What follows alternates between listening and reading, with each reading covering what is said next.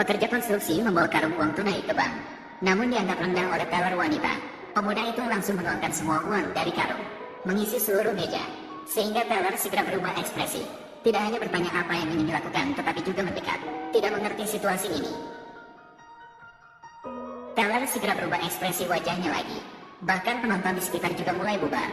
Kemudian teller menyalahkan mereka dengan pandangan merendahkan. Mengatakan bagaimana mungkin orang seperti mereka bisa begitu kaya. Dan memerintahkan mereka untuk segera pergi. Ayah hendak berdebat dengan teller, namun digiring keluar oleh anaknya. Kemudian teller mengambil uang kertas dan melihatnya, tapi tidak seperti uang palsu. Makanan. Maka dia mengambil uang kertas dan memasukkannya ke mesin pengecekan uang kertas. 10.000 yuan. Apa? Ternyata uang kertas asli. 500.000 yuan. 800.000 yuan. Semuanya ternyata asli. Ternyata pasangan tua itu terbiasa hidup hemat dari keluarga miskin. Meskipun sudah menjadi orang terkaya, mereka tetap rendah hati. Bahkan ketika pergi ke kota, mereka meminta bawahannya membeli tiket kereta api kelas ekonomi. Mereka juga pernah meminta anak laki-laki mereka pulang ke rumah untuk membantu memelihara babi. Namun anak laki-laki merasa bahwa orang tua mereka merawat babi di rumah tidaklah mudah. Maka dia bekerja keras di lokasi konstruksi agar orang tuanya bisa hidup bahagia. Sehingga selama 3 tahun ini dia tidak punya waktu pulang ke rumah. Dia bahkan senang berbagi dengan orang tuanya bahwa dia bisa menghasilkan 200 yuan sehari. Ayahnya malah bercanda bahwa dia bisa menghasilkan 2 juta yuan sehari.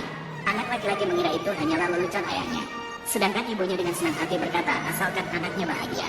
Pemuda itu tidak pernah terbayangkan bahwa dia adalah generasi kaya yang sesungguhnya.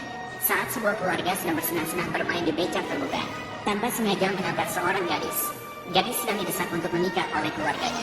Akan menikahkannya dengan pria kaya setempat sebagai istri. Gadis tidak ingin berbohong dengan mengatakan bahwa dia sudah punya pacar. Siapa sangka orang tua malah meminta dia membawa pacar pulang untuk membuktikan kepada mereka. Saat gadis tersebut bingung mencari pacar, pemuda itu tiba-tiba menabrak dari depan. Pemuda segera turun dari mobil, meminta maaf, dan memeriksa luka gadis itu. Namun gadis itu salah mengira pemuda tersebut sebagai tangan Natal. Pemuda itu tanpa banyak penjelasan langsung menggendong gadis itu, menempatkannya di dalam mobil dan mengatakan akan membawa gadis itu ke rumah sakit. Maka gadis itu pun memikirkan sebuah rencana. Langsung mengatakan tidak perlu pergi ke rumah sakit. Gadis meminta pemuda untuk membantunya dengan menyamar sebagai pacarnya. Siapa sangka pemuda tersebut mencurigai apakah gadis itu ingin melakukan penipuan. Melihat pemuda begitu tidak percaya padanya, maka gadis itu berkata bahwa jika tidak mau, biarkan saja. Tidak disangka orang tua pemuda itu menghentikannya dan dengan senyum mengatakan bahwa mereka setuju. Melihat menantu yang turun dari langit, pasangan tua itu sangat senang. Tante, paman, kalian akan bertemu sebentar lagi.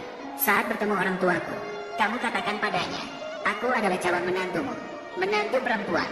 Ayahnya. Aduhai. Ayahnya.